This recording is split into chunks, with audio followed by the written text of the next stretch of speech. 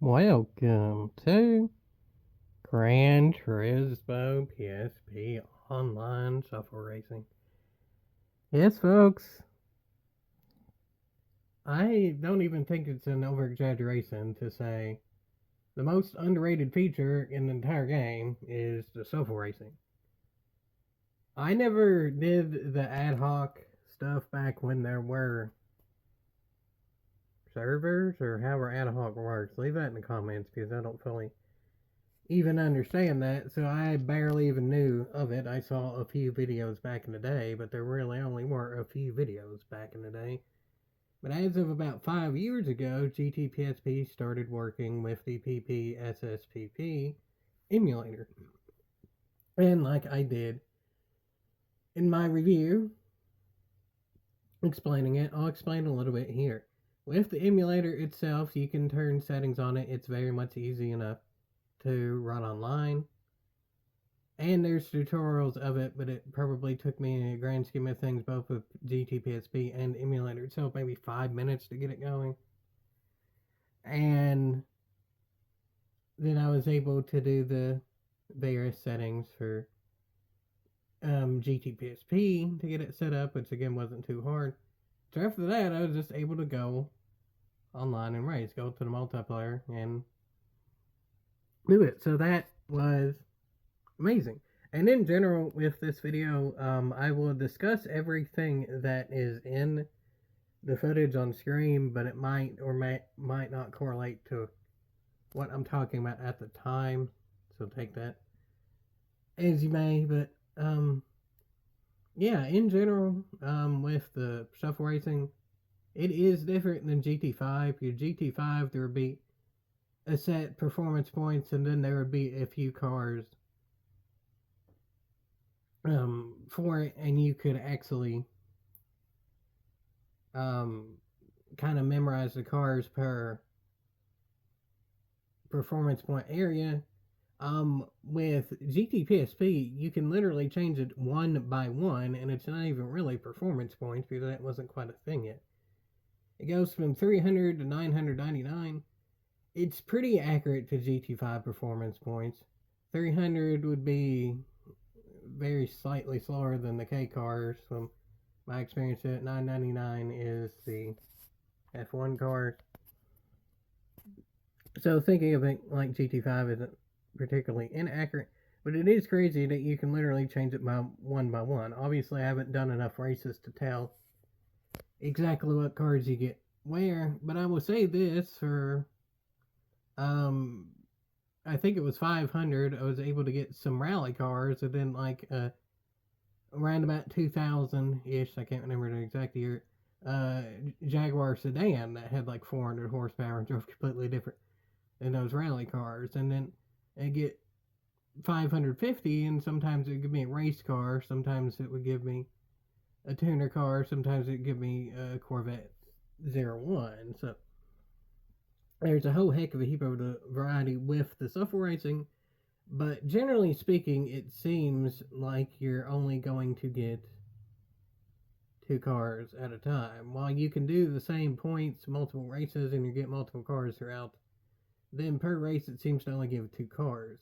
But a big benefit of the software racing is it allows you, or actually all of the racing with online allows you to race AI.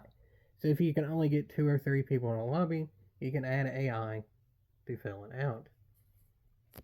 So that is amazing as well. But honestly, GTPSP servers are pretty big and active. There's Discord you can go to that I guess I will link in the description. Some Discords are different about privacy and stuff, but it was easy enough for me to find. I'll put it that way. I guess I'll link it, so look in the description. And it will show you events running through that Discord itself, and just general who is online for various games at a general time. That just comes through the data of all of the games that are connected through the various ways, and there really are various ways of doing it. So it were so even like PS2 and Sega Dreamcast and things like that, which wink wink nudge nudge I'm looking into, but so far I haven't been able to get the PS2 to work online. Supposedly Nether SX2 can run online, but I couldn't get it for GT4. That was the main one that I tested, and I'm looking a little bit into other games too. But mainly I've been testing GT4 and just haven't been able to get that to work. But GT PSP actually works amazing. I've seen as much as 4 lobbies up at any given time, so that probably means at least 10 players online. Definitely doesn't average that. I'd say the average is maybe 2, so sometimes there won't be anyone. So I'd say genuinely, the average is 2, like throughout a 24-hour day, but it is more popular on the weekends, and generally speaking, you can kind of time it to afternoon to evening will be more popular. And from what I can tell, it is cross region, and maybe it's even cross platform. As in, I think there is some type of wizardry that can be done with a lot of physical hardware that I definitely don't have the money for, or even a PSP, like the initial hardware, official hardware, all the above, can even still play online, and maybe can even go to the PS or PPSSPP servers. I'm not 100% sure on that. And then the PC can go with the mobile and such with that. So that's amazing um, as well. Also, um, it is a 17-year-old game, and even like back in the day, it never really got super popular. So I don't think the servers were ever exactly to Danny's. Again, I don't fully even know how ad hoc works. I mean, it's irrelevant now because it works differently than it did back when it was new. But I don't even fully understand if ad hoc mean everyone had to be on the same internet connection or how exactly like the same actual um, IP address and all that. I'm not sure. So I mean, yeah, there's obviously some glitches. I would say genuinely, it's about 50% chance you ain't gonna get into the lobby. Granted, maybe it's because the lobby is full. There doesn't seem to be any way to detect if the lobby is full or not. So 4 players. So maybe some of the times if I try to get in a lobby and it's full, it will just say connection failed because there doesn't seem to be any way to tell whether it's full or not. So I'll give the benefit out, and sometimes it's like that. And then in the race itself, yeah, the race is black. Some people I saw barely any. Some people it's a whole heck of a heap, and pretty much with everyone it's inconsistent. The best is average out to not much, and even still there'll be some spikes and stuff. But I'd say on average, it's not like you're gonna be able to get the absolute cleanest racing through an entire race or anything like that. Don't expect that, but I mean, as you can see on screen, there is some pretty top picking close racing. I will say, just no matter what, the draft is overpowered. Nothing can really be done about that. There's only one draft setting. Um, there's no way to make sure everyone's on the same tires. So, like, if someone gets a race car and then someone gets a road car, the race car, generally speaking, will have an advantage, unless it is a really fast track. But it's honestly pretty close. I mean, in a real low performance point, there was one where I got a Honda 2JG that has like 30 horsepower, and then someone else got a Toyota Prius that has like 70 horsepower. So that wasn't the best, but I mean, you can literally go one by one on the quote unquote performance points. So, of course, they're not going to be able to get it perfect for every one. That's a bit too much to ask.